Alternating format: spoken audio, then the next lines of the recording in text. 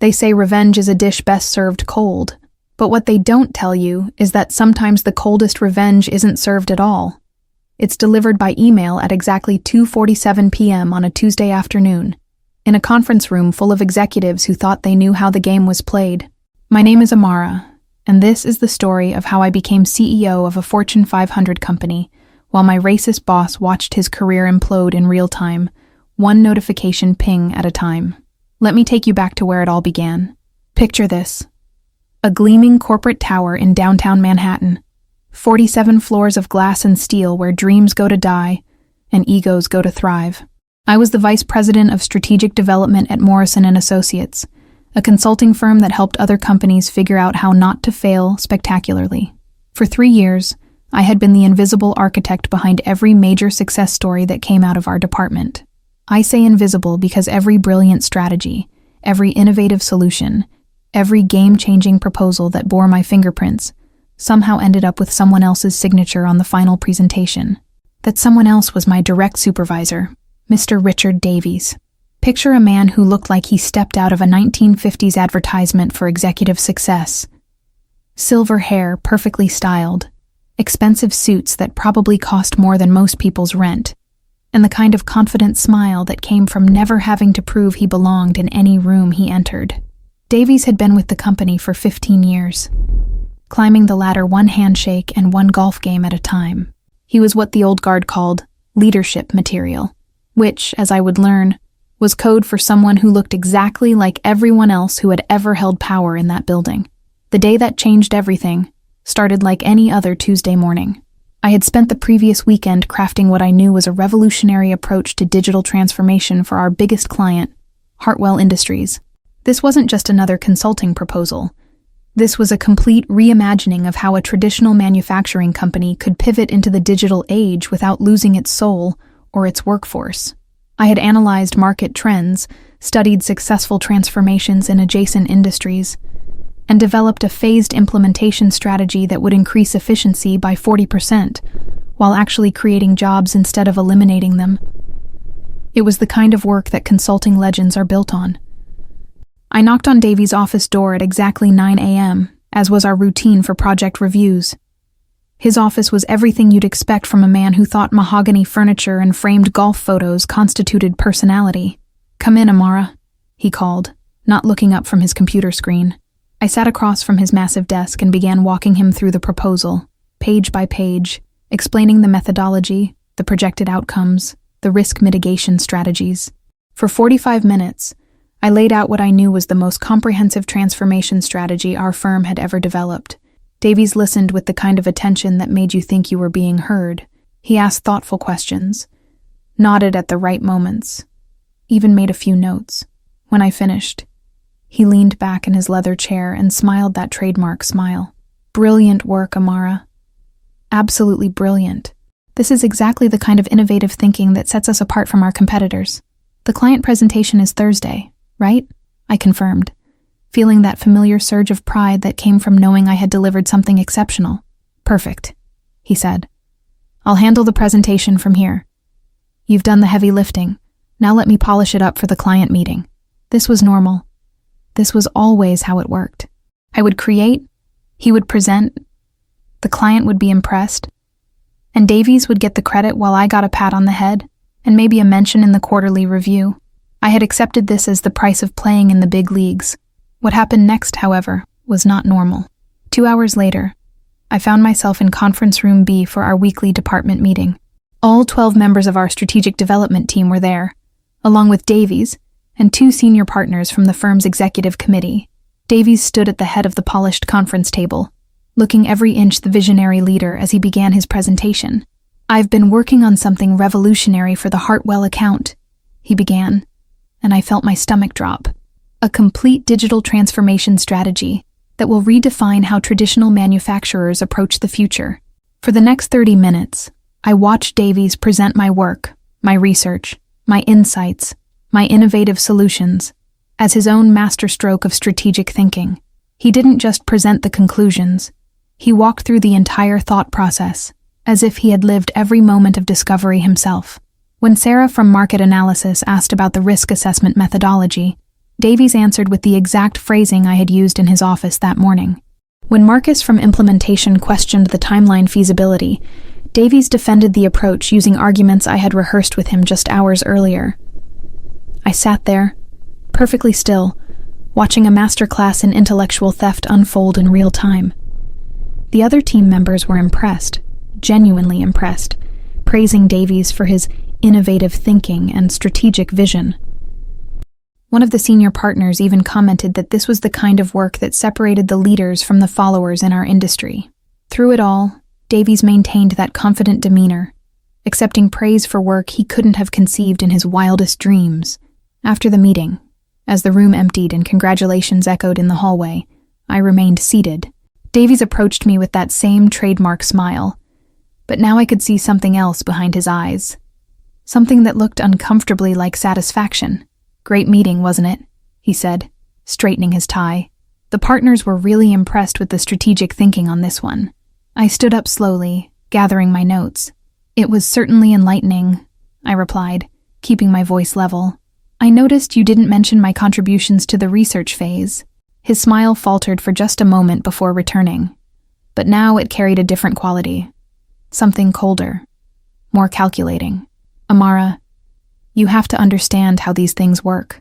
The team needs to see unified leadership, not a patchwork of individual contributions. Besides, I developed the overall strategic framework. You just filled in some of the details." I felt something shift inside me, like a door closing and a window opening simultaneously. "Some of the details?" I repeated, still maintaining that professional tone that had served me so well over the years. "Richard, I spent 60 hours developing that entire approach from scratch. The market analysis, the implementation timeline, the risk mitigation strategies, all of it." Davies' expression changed then, and for the first time in 3 years, I saw him without his professional mask. What I saw underneath was not pretty. "Listen, Amara," he said, his voice dropping to a level just above a whisper. "You need to be realistic about your role here. You're exceptionally good at research and analysis, probably the best we've ever had in that capacity. But leadership, strategic vision, that requires something different, something that, frankly, people like you don't typically possess." The words hung in the air between us like poison gas. People like you. In that moment, I understood that Davies wasn't just talking about my experience level or my position in the company hierarchy. He was talking about something much more fundamental, much more permanent. He was talking about the color of my skin, about assumptions and limitations that he believed were written into my DNA. I could have exploded. I could have demanded to know what exactly he meant by people like you. I could have marched straight to human resources and filed a complaint that would have made his life very complicated. Instead, I did something that surprised even me. I smiled. Not a bitter smile, not a sarcastic smile, but a genuine expression of something that felt almost like gratitude. Because in that moment, Davies had given me something invaluable. Absolute clarity about who he was and what I was dealing with. "You know what, Richard?" I said, extending my hand for a professional handshake. "You're absolutely right. People like me don't typically possess what it takes for traditional leadership roles. We have to be better. We have to be smarter. We have to be more strategic. Thank you for reminding me of that."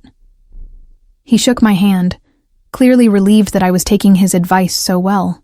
If he had been paying attention, really paying attention, he might have noticed that my smile never quite reached my eyes. He might have wondered why I was thanking him for what amounted to a career-limiting insult. He might have realized that he had just declared war on someone who understood warfare better than he could possibly imagine. But Davies wasn't the type to pay that kind of attention to people like me, and that, as it turned out, would be his first and most fatal mistake. If you're enjoying this story about turning discrimination into strategic advantage, make sure to subscribe to Black Revenge Diaries. This channel is dedicated to sharing stories about how excellence becomes the ultimate response to prejudice. Hit that subscribe button because, trust me, this story is just getting started, and the revenge I'm about to serve is going to be absolutely ice cold. Over the next few weeks, I began to notice things I had been too focused on my work to see before. Davies wasn't just taking credit for my ideas. He was systematically ensuring that my contributions remained invisible throughout the entire organization. In client meetings, I was introduced as one of our talented researchers, while he was positioned as the strategic mastermind behind our innovative approaches. In company communications, my name appeared in the small print of project contributors, while his dominated the headlines of success stories. More importantly, I began to understand the broader power dynamics at play in our company. Morrison & Associates was at a crossroads. Our current CEO, Margaret Foster, had announced her intention to retire within the next year, which meant succession planning was happening behind closed doors. The senior partners were evaluating potential candidates for the top position, and Davies had positioned himself as the obvious choice from our division. He had seniority, he had relationships, and most crucially, he had a track record of innovative strategic thinking that was actually my innovative strategic thinking wearing his expensive suit. I realized that if I wanted to change the game, I couldn't play by the same rules that had kept people like me on the sidelines for decades. I needed to develop a strategy that Davies couldn't see coming, couldn't counter, and couldn't steal. I needed to become invisible in plain sight. My opportunity came in the form of Margaret Foster's quarterly board presentations. As CEO, Margaret regularly updated the board of directors on company performance, strategic initiatives, and operational challenges. These presentations were typically high-level overviews, but Margaret had recently expressed frustration with what she called the disconnect between boardroom strategy and ground-level execution. She wanted more detailed insights into how our various divisions were actually performing, not just the sanitized summaries that usually made their way to the executive level. This gave me an idea. A dangerous, audacious idea that would either accelerate my career or end it completely. I began developing what I called strategic implementation reports, comprehensive monthly analyses that went far beyond traditional departmental updates. These reports didn't just show what we had accomplished. They revealed how we had accomplished it, what challenges we had overcome, and most importantly, what opportunities we were positioned to capture in the coming quarters. But here's where my strategy became truly diabolical. I didn't send these reports to Davies or to Margaret Foster. I sent them directly to Dr. Patricia Williams, the chairwoman of the board's Strategic Oversight Committee. Dr. Chi Williams was a former McKinsey senior partner who had built her reputation on identifying operational excellence in complex organizations. She was known for her analytical rigor and her complete intolerance for corporate politics that got in the way of results. My first report was 23 pages of pure strategic gold. I analyzed our Q3 performance across all major client accounts, identified 3 emerging market opportunities that our competitors were missing, and outlined a comprehensive approach for capturing those opportunities over the next 18 months. But I didn't just present problems and solutions. I showed my work. Every recommendation was backed by data, every projection was supported by market research, and every strategic insight was connected to measurable business outcomes. The genius of this approach was that it appeared completely innocuous to everyone except the intended recipient. To Davies, I was simply doing what I had always done. Thorough, detailed analysis that made him look good. To my colleagues, I was being my usual overachieving self. But to Dr. Williams, I was demonstrating something that had become increasingly rare in corporate America. The ability to think strategically and execute tactically at the same time. 3 days after I sent my first report, I received a response that made my heart race. Ms. Thompson, thank you for this exceptional analysis. Your insights regarding the healthcare technology opportunity are particularly compelling. Would you be available for a brief call next week to discuss your recommendations in more detail? P. Williams. Over the next 6 months, my monthly reports became longer, more detailed, and more strategically sophisticated. I wasn't just analyzing our current performance. I was essentially doing the CEO's job for our division, identifying opportunities and challenges that wouldn't become visible to traditional management for another quarter or 2. Each report demonstrated not just analytical skills, but strategic vision, operational understanding, and the kind of forward-thinking leadership that companies desperately need in an increasingly complex business environment. Dr. Williams and I began having regular phone conversations that started as 15-minute clarifications and evolved into hour-long strategic planning sessions. She would ask probing questions about market dynamics, competitor positioning, and operational scalability. I would respond with the kind of detailed, nuanced answers that could only come from someone who truly understood the business from the ground up. These conversations were ostensibly about my reports, but they were actually extended job interviews for a position that hadn't been posted yet. Meanwhile, Davies continued to operate in his comfortable bubble of assumed superiority. He was busy networking with other senior VPs, playing golf with potential allies, and doing all the traditional things that men like him had always done to position themselves for advancement. He attended the right industry conferences, joined the right professional organizations, and made sure he was visible at every company social event. What he didn't do was produce anything resembling original strategic thinking. The irony was delicious. While Davies was playing 19th century power games, I was building 21st century leadership credentials. While he was focused on who he knew, I was focused on what I could deliver. While he was managing up through charm and familiarity, I was managing up through results and vision. The beauty of my approach was that it was completely invisible to Davies because it operated outside his understanding of how corporate advancement worked. In his world, promotion was about time served, relationships cultivated, and looking the part. In the world I was creating, promotion was about strategic value delivered, problem solved, and leadership demonstrated through results rather than rhetoric. As my secret relationship with Dr. Williams deepened, I began to understand something crucial about the board's perspective on company leadership. They were frustrated, deeply frustrated, with what they saw as a disconnect between management performance and market opportunity. Morrison & Associates was well positioned in a rapidly evolving consulting landscape, but the senior leadership team was thinking like it was still 2010. They were missing digital transformation opportunities, underestimating the importance of data analytics, and failing to capitalize on the growing demand for implementation expertise alongside strategic consulting. Dr. Williams was particularly concerned about succession planning. The board had identified several internal candidates for CEO, but each came with significant limitations. Some had strong operational skills, but lacked strategic vision. Others had excellent client relationships, but no experience with large-scale organizational change. A few demonstrated innovative thinking, but had never managed complex P&L responsibilities. During one of our conversations, Dr. Williams asked me a question that I knew was much more significant than it appeared. Amara, if you were running a consulting firm in today's market environment, what would be your top 3 strategic priorities? I had been preparing for this question for months without realizing it. My answer was comprehensive, specific, and tied to measurable business outcomes. First, I would invest heavily in data analytics capabilities that could provide clients with predictive insights rather than just historical analysis. Second, I would develop implementation expertise that could bridge the gap between strategic recommendations and operational execution. Third, I would build strategic partnerships with technology companies that could extend our service offerings into areas like artificial intelligence and automation consulting. But here's what made my answer truly compelling. I didn't just identify the priorities. I outlined the entire implementation strategy. I explained how we could build these capabilities organically, which existing clients would be early adopters, how we could measure success, and what the competitive advantages would be over the next 5 years. It was essentially a complete business plan for the future of Morrison & Associates, delivered as a casual conversation response. Dr.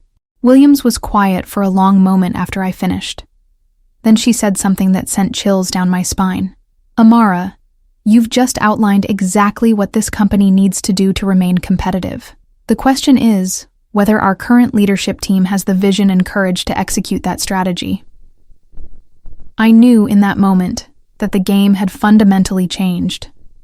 This wasn't about my monthly reports anymore. This wasn't about proving my analytical skills or demonstrating my strategic thinking. This was about whether I was ready to step into a leadership role that would put me at the center of a corporate transformation that could define the next decade of the consulting industry. If you're wondering how someone builds influence without their boss even noticing, drop a like on this video and let me know in the comments. What's the most effective way you've found to prove your value when someone else is trying to take credit for your work? Because what I did next required patience, precision, and the kind of strategic thinking that my boss never saw coming. The turning point came during our annual strategic planning retreat in December. Every year, Morrison & Associates brought together the senior leadership team, for a 3-day intensive session focused on setting priorities and identifying opportunities for the coming year. It was the kind of corporate theater that Davies lived for. Lots of PowerPoint presentations, brainstorming sessions, and networking opportunities that allowed him to demonstrate his leadership capabilities to the senior partners. What Davies didn't know was that Dr. Williams had asked me to prepare a comprehensive analysis of our competitive positioning and market opportunities, not for the retreat itself, but as background material for the board's strategic review session that would happen 2 weeks later. This analysis would inform their evaluation of both company strategy and leadership capabilities as they prepared for CEO succession. I spent 3 weeks developing what was essentially a complete strategic audit of Morrison & Associates. I analyzed our client portfolio, evaluated our service offerings against competitor capabilities, identified emerging market opportunities, and developed detailed recommendations for positioning the company for sustainable growth over the next 5 years. The final document was 47 pages of strategic gold that demonstrated not just analytical capability, but the kind of comprehensive business understanding that separates good managers from exceptional leaders. But the real masterstroke was how I positioned this analysis within the context of our current leadership capabilities. Without mentioning any names or making any direct criticisms, I outlined the specific skills and experience that would be required to execute the strategic recommendations successfully.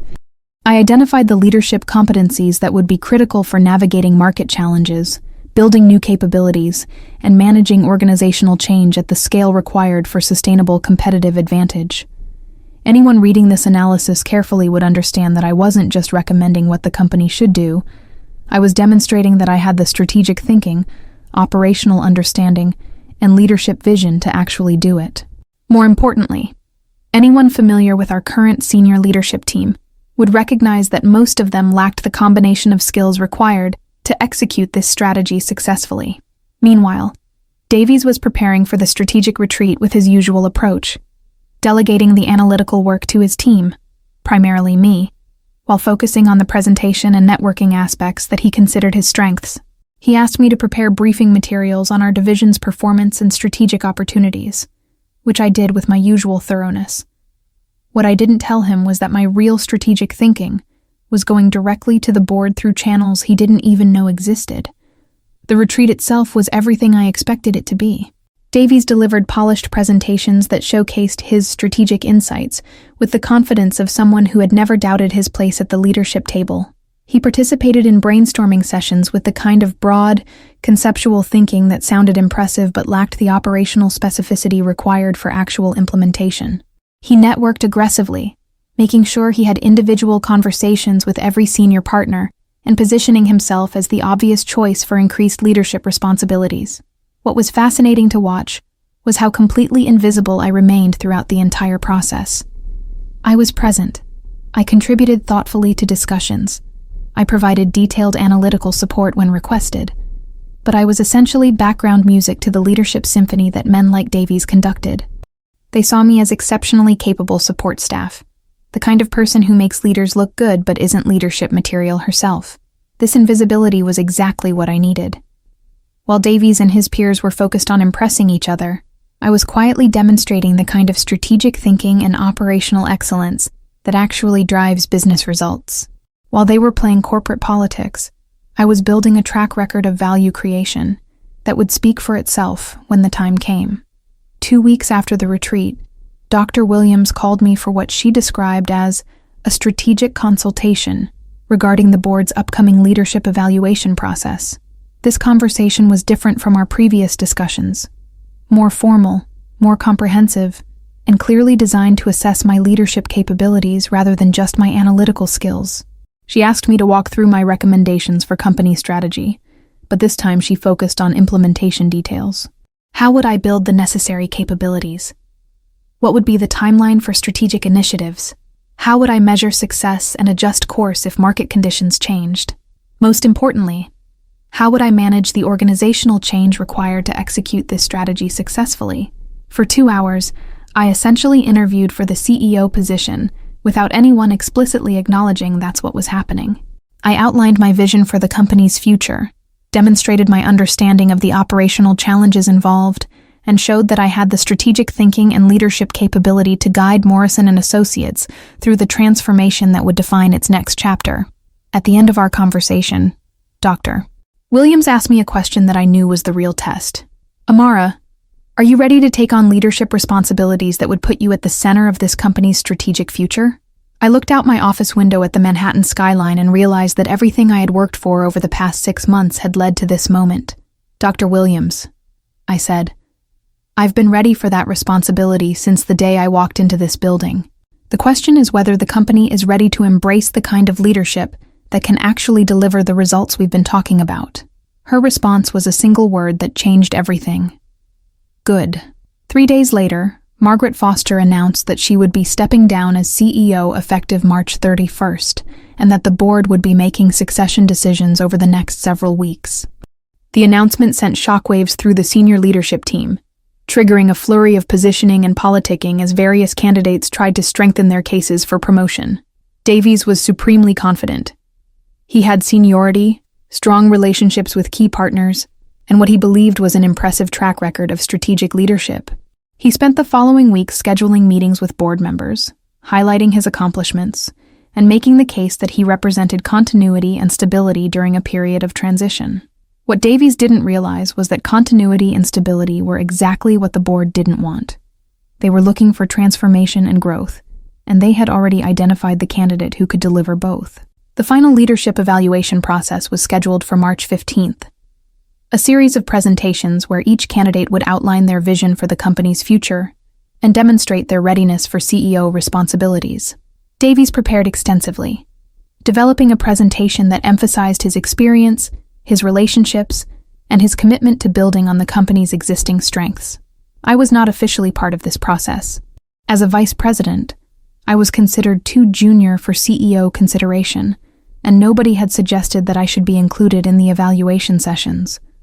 But Dr. Williams had asked me to prepare a detailed strategic brief that would inform the board's decision-making process. This brief would be my final opportunity to demonstrate leadership capability and strategic vision. I spent 2 weeks developing what I knew was the most important document of my career. It wasn't just a strategic analysis.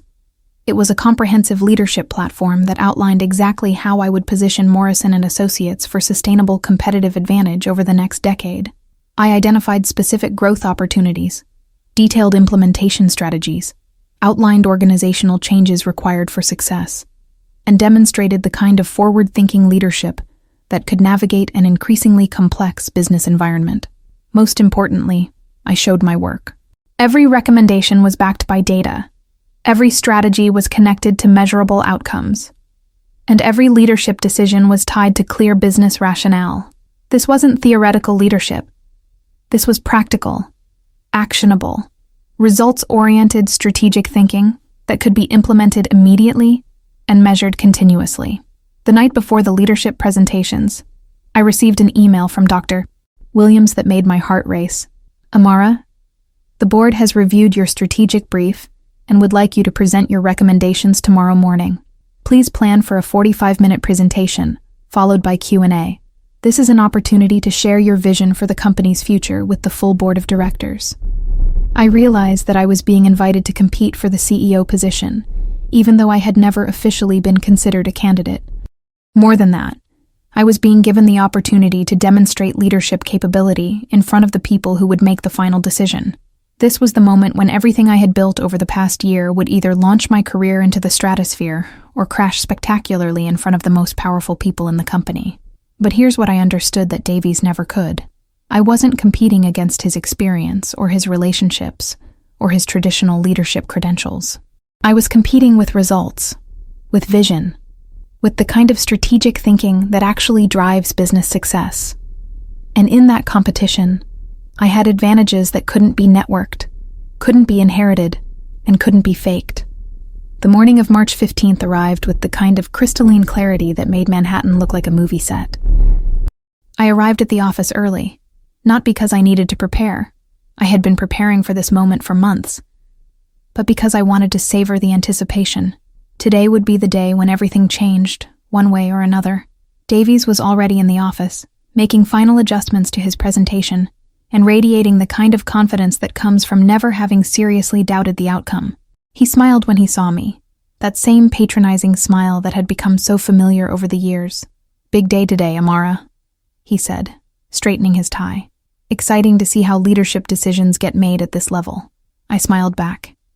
And for the first time in our professional relationship, my smile was completely genuine. "It really is, Richard. I think today is going to surprise everyone." The presentations were scheduled in alphabetical order, which meant Davies would present first, followed by 2 other senior VPs, and then me. As we gathered in the main conference room, the same room where Davies had stolen credit for my work almost a year earlier, I felt a sense of poetic justice that was almost overwhelming. Davies delivered exactly the presentation I expected him to deliver. He outlined his 15 years of experience with the company, emphasized his strong relationships with key clients, and presented a vision for the future that was essentially a continuation of current strategies with minor adjustments for market changes. He was polished, confident, and completely conventional in his approach to leadership and strategy. The other candidates followed similar patterns, emphasizing their credentials, their experience, and their commitment to building on the company's existing strengths. They were all competent, all experienced, and all thinking like it was still 2015. Then it was my turn. I walked to the front of the conference room and looked out at the 12 members of Morrison & Associates' board of directors. These were some of the most experienced business leaders in the consulting industry, people who had built companies, navigated crises, and understood what separates good management from exceptional leadership. And this is where everything I had been building toward for the past year came together in the most satisfying 45 minutes of my professional life. But before I tell you about the presentation that changed everything, I need you to hit that like button and let me know in the comments. Have you ever had to prove yourself to people who had already decided you didn't belong? Because what happened next wasn't just about getting promoted. It was about redefining what leadership looks like in the 21st century. "Ladies and gentlemen," I began, "everything you've heard today about continuity and stability and building on existing strengths is exactly what our competitors are hoping we'll do. Because while we're focused on preserving what we've built, they're focused on capturing what we're missing." I clicked to my first slide, which showed a comprehensive analysis of the consulting industry's evolution over the past 5 years. But this wasn't the kind of high-level overview that typically gets presented to boards. This was detailed, specific, and deeply researched analysis that revealed market dynamics that most companies were only beginning to understand. The consulting industry is experiencing the most significant transformation in its history, I continued. Client expectations have fundamentally changed. They don't just want strategic recommendations, they want implementation expertise. They don't just want analysis of current conditions, they want predictive insights about future opportunities. They don't just want consultants, they want strategic partners who can guide them through complex organizational change. For the next 20 minutes, I walked the board through a complete reimagining of what Morrison & Associates could become. I outlined specific market opportunities that we were positioned to capture, identified the capabilities we would need to build, and detailed the competitive advantages we could develop over the next 5 years. But this wasn't just strategic thinking. This was strategic thinking connected to operational excellence and measurable business outcomes. I showed them how we could increase revenue by 40% over 3 years by expanding into implementation services. I demonstrated how we could improve client retention by 25% by developing predictive analytics capabilities. I outlined how we could capture market share in emerging sectors, like artificial intelligence consulting and digital transformation services. Most importantly, I showed them the specific steps required to execute this strategy successfully. This wasn't theoretical leadership. This was practical, actionable, results-oriented strategic planning that could be implemented immediately and measured continuously. But the real power of my presentation wasn't in the strategic recommendations. It was in the demonstration of leadership capability. Every question the board asked, I answered with specificity and confidence. Every challenge they raised, I addressed with detailed solutions. Every concern they expressed, I met with comprehensive risk mitigation strategies. Dr. Williams asked about organizational change management. I outlined a phased approach that would build new capabilities while maintaining current client service levels. Board member James Morrison asked about competitive positioning. I detailed how our strategy would create sustainable advantages that competitors couldn't easily replicate. Patricia Chen asked about financial projections. I presented detailed models that showed how each strategic initiative would contribute to revenue growth and profit margins. For 45 minutes, I essentially auditioned for the CEO role by demonstrating that I could think strategically, plan operationally, and lead effectively at the scale required for company transformation. I wasn't just presenting ideas. I was showing that I had the vision, the capabilities, and the leadership presence to guide Morrison & Associates through the most important chapter in its history. When I finished, the room was quiet for a moment that felt like an eternity. Then, Dr. Williams spoke. "Amara, that was extraordinary.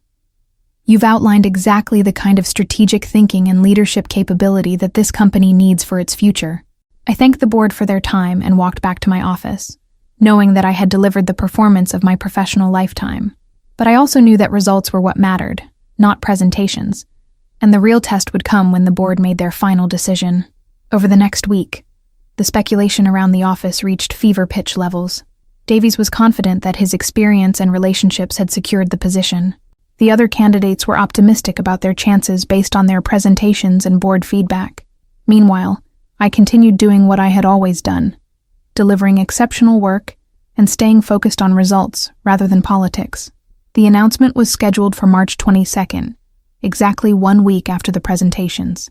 Margaret Foster would reveal the board's decision during the quarterly all-hands meeting, which brought together every employee in the company for updates on performance, strategy, and organizational changes.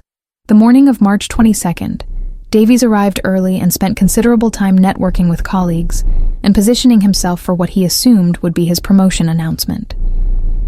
He was wearing his most expensive suit. His confidence was at peak levels, and he was already talking about his vision for the company's future with anyone who would listen. I arrived at my usual time and focused on completing a client analysis that was due the following week. Business doesn't stop for corporate announcements, and I had learned long ago that the best way to manage anticipation was to stay focused on the work that actually mattered. At 2 p.m., the entire company gathered in the main auditorium for Margaret Foster's quarterly presentation. She began with the usual updates on financial performance, client satisfaction metrics, and operational achievements. Then she moved to the topic that everyone was waiting for: leadership succession planning. "As you all know," Margaret began, "I will be stepping down as CEO at the end of this month.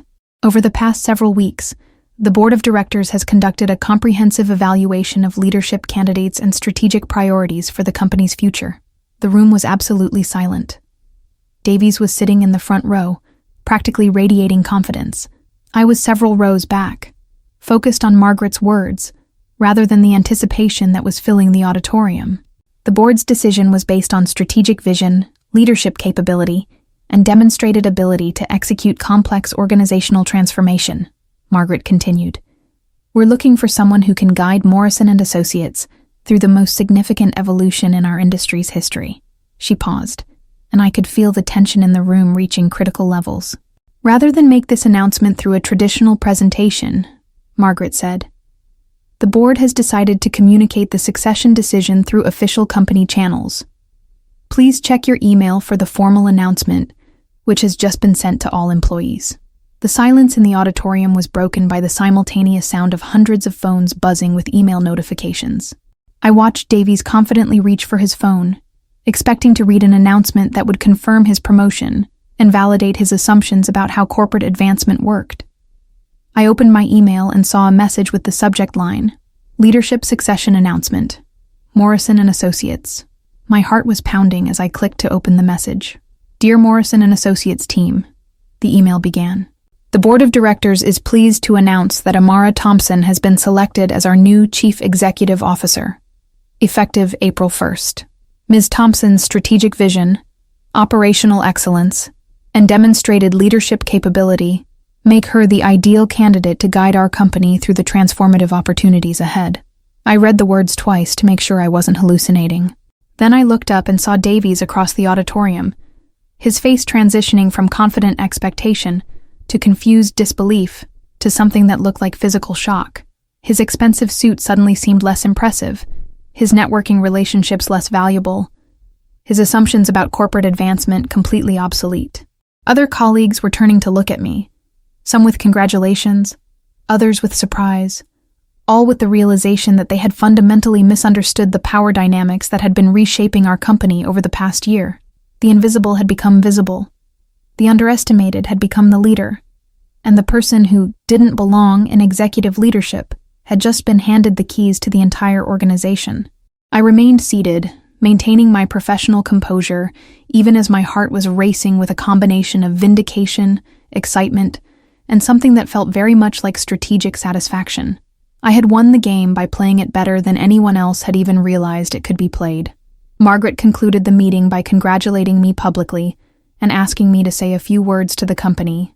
I walked to the front of the auditorium, looked out at my new colleagues and employees, and delivered the first address of my tenure as CEO-elect. "Thank you for this opportunity," I began. "Morrison & Associates has incredible potential to lead our industry through the transformation that's already begun. We're going to build on our strengths, expand our capabilities, and deliver the kind of value that our clients desperately need in an increasingly complex business environment." I spoke for 5 minutes about vision, opportunity, and the importance of execution over rhetoric. But what I was really saying was that merit had finally triumphed over assumption, that strategic thinking had defeated traditional networking, and that the future belonged to leaders who could deliver results rather than just manage relationships. After the meeting, as colleagues approached me with congratulations and questions about the transition, I noticed Davies lingering near the back of the auditorium. He looked like a man who had just watched his entire worldview collapse in real time. Everything he had believed about corporate advancement, about who deserved leadership positions, about how power actually worked in modern organizations, had been proven catastrophically wrong. I approached him, not out of cruelty, but out of a desire to close this chapter of our professional relationship with something resembling grace. "Richard," I said, extending my hand for what I knew would be our last conversation as colleagues at the same level. He looked at me with an expression I had never seen before, something that combined shock, confusion, and a dawning realization that he had fundamentally misunderstood the person he had been working with for 3 years. "I don't understand," he said, his voice barely above a whisper. "How did this happen?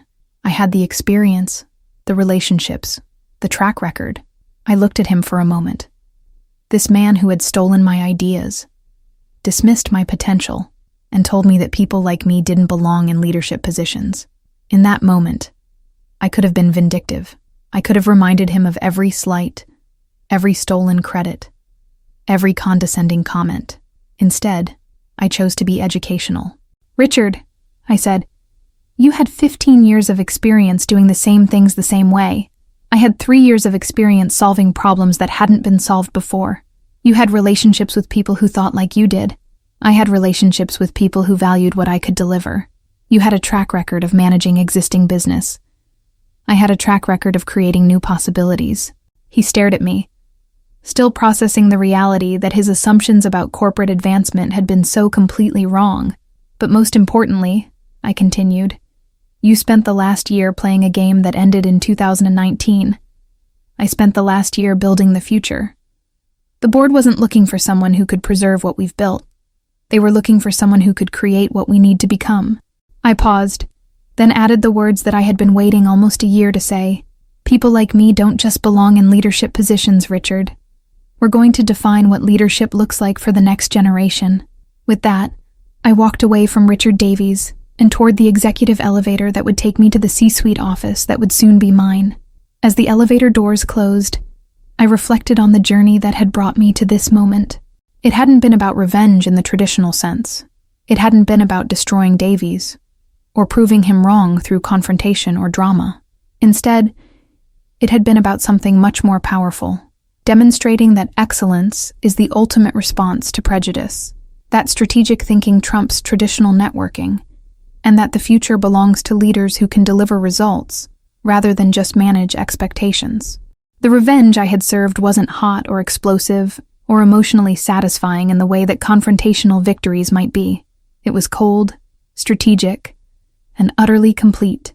It was the revenge of competence over assumption, of merit over tradition, of earned leadership over inherited privilege. Over the next few weeks, as I prepared for the transition to CEO, I implemented the strategic vision that I had been developing for months. I began building the data analytics capabilities that would differentiate us from competitors. I started recruiting the implementation experts who would help our clients execute strategic recommendations. I initiated the partnerships with technology companies that would expand our service offerings into artificial intelligence and automation consulting. Every decision I made was informed by the comprehensive strategic analysis I had been developing throughout my invisible campaign for leadership. I wasn't learning on the job. I was executing a plan that had been refined through months of board-level strategic discussions and detailed operational planning. The results were immediate and measurable. Within 60 days, we had signed 3 major clients who were specifically interested in our expanded implementation capabilities. Within 90 days, our data analytics services had helped 2 existing clients identify market opportunities that generated millions in additional revenue. Within 6 months, Morrison & Associates was being recognized as the most innovative consulting firm in our sector. But the real transformation wasn't in our service offerings or our financial performance. It was in our organizational culture.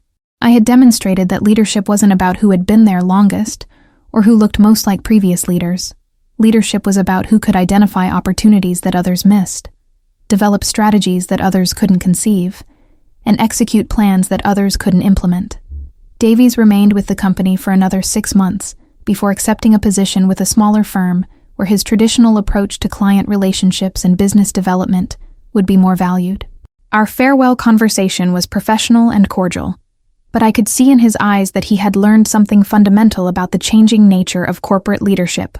"You were right," he said, as he cleaned out his office. "The game changed, and I didn't realize it until it was too late." I nodded, feeling something that was equal parts vindication and genuine sympathy. The game is always changing, Richard. The question is whether you're changing with it, or just hoping it stays the same. As I watched him leave the building for the last time, I realized that my story wasn't really about revenge at all. It was about transformation. The transformation of a company, the transformation of an industry, and most importantly, the transformation of what it means to earn leadership in an era where competence matters more than credentials.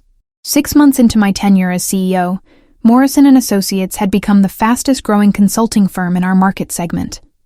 We had expanded our team by 40%, increased our client base by 60%, and developed service offerings that our competitors were scrambling to replicate. But the metric I was most proud of was our employee satisfaction scores, which had reached all-time highs as our team realized they were working for a company that valued results over politics, innovation over tradition, and strategic thinking over corporate networking. During our annual company retreat, now a genuine strategic planning session rather than corporate theater, I addressed the entire team about the journey we had taken together. "A year ago," I said, "someone told me that people like me don't belong in leadership positions." He was wrong, but not in the way he thought he was wrong. I looked out at the diverse group of consultants, analysts, and support staff who had chosen to be part of our transformation. He was wrong because he assumed that leadership was about belonging to a particular group or fitting a particular profile. What he didn't understand is that leadership is about creating value, solving problems, and building something better than what existed before. And in that definition of leadership, the only thing that matters is what you can deliver.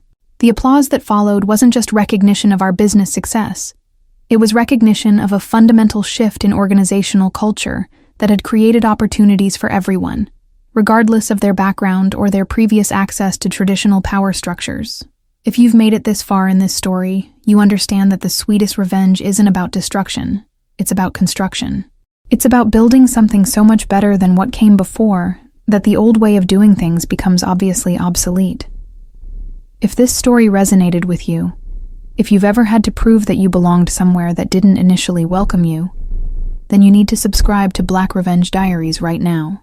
Hit that subscribe button, give this video a like, and share it with someone who needs to understand that excellence isn't just the best revenge. It's the only revenge that actually matters. And in the comments, tell me about a time when you had to let your work speak louder than your words. Because those are the stories that inspire the next generation of leaders who are going to change everything. As I conclude this story, I want you to understand something crucial about the nature of strategic revenge. What I accomplished wasn't about getting back at Richard Davies for his prejudice and condescension. It was about proving that the assumptions underlying his worldview were fundamentally flawed and increasingly irrelevant. Davies represented a way of thinking about corporate leadership that assumed certain people were naturally suited for power, while others were naturally suited for support roles. His comment about people like me revealed a belief system that equated leadership capability with demographic characteristics rather than actual performance and results. My response wasn't to attack that belief system directly. That would have been ineffective and potentially career-limiting. Instead, I chose to make it irrelevant by demonstrating a different model of leadership advancement based on strategic value creation rather than traditional networking and relationship management. The beauty of this approach was that it didn't require anyone to acknowledge the prejudice or admit they had been wrong.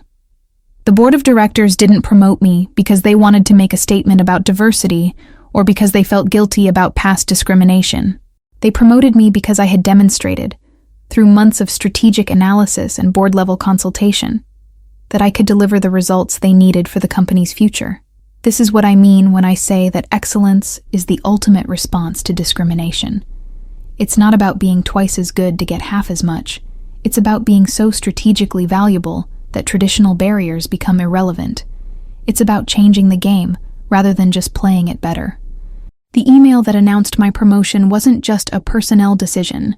It was a signal that Morrison & Associates had evolved into a company that valued strategic thinking over conventional credentials, that prioritized results over relationships, and that understood that the future belonged to leaders who could navigate complexity rather than just manage familiarity. Davies' shock when he read that email wasn't just personal disappointment. It was the cognitive dissonance that comes from having your fundamental assumptions about how the world works proven completely wrong. He had played the game according to rules that no longer applied, while I had been writing new rules based on what actually mattered for business success. The months that followed my promotion validated every strategic decision I had made during my invisible campaign for leadership. The capabilities I had recommended building became the foundation of our competitive advantage. The market opportunities I had identified became the source of our most significant growth.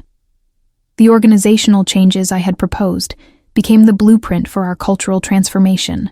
But perhaps most importantly, the leadership approach I had demonstrated, strategic thinking combined with operational excellence, visionary planning connected to measurable results, innovative problem-solving grounded in practical implementation, became the model for how advancement worked in our transformed organization. Davies wasn't the only person who had to adjust their assumptions about corporate leadership. Throughout the company, people began to understand that promotion was no longer about time served or relationships cultivated, but about value created and problems solved. This shift in organizational culture attracted exceptional talent, improved performance across all departments, and positioned Morrison & Associates as an industry leader in both innovation and results. The revenge I served was cold, strategic, and absolutely complete. But it wasn't personal revenge. It was systemic revenge. It was the revenge of merit against assumption, of competence against privilege, of earned leadership against inherited advantage. It was the kind of revenge that doesn't just change individual circumstances, but transforms entire organizational cultures. Today, 3 years later, Morrison & Associates is recognized as the most innovative consulting firm in our sector. We've been featured in Harvard Business Review for our approach to strategic implementation.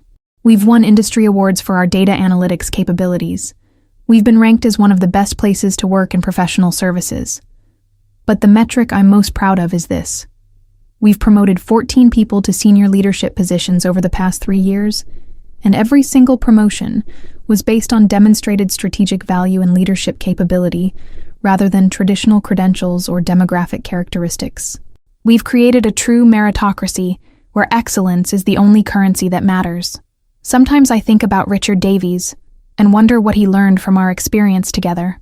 I hope he understood that his assumptions about leadership and belonging weren't just morally wrong, they were strategically obsolete. I hope he realized that the future belongs to organizations that can identify and develop talent, regardless of what that talent looks like or where it comes from. But mostly, I hope he understood that when he told me, People like you don't belong here. He was actually giving me the most valuable gift of my professional life.